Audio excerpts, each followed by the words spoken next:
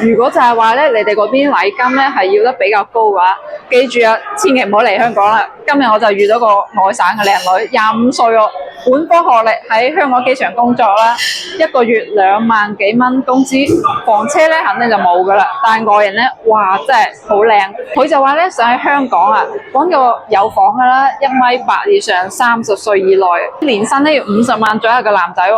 哇！我就好奇怪啦，問佢。你工資咧又唔係特別高啦，揾一個月收入咁高嘅男仔做咩啊？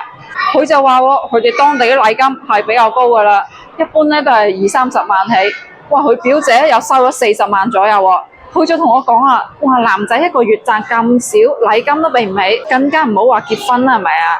咁我就同佢講啦，哇！你就唔好話30萬禮金啦，喺香港你收個10萬禮金，哇！都已經係天花板級別噶咯。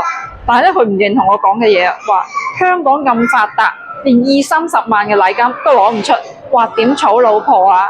我就想問下香港朋友啦，你哋娶老婆一般俾幾多禮金啊？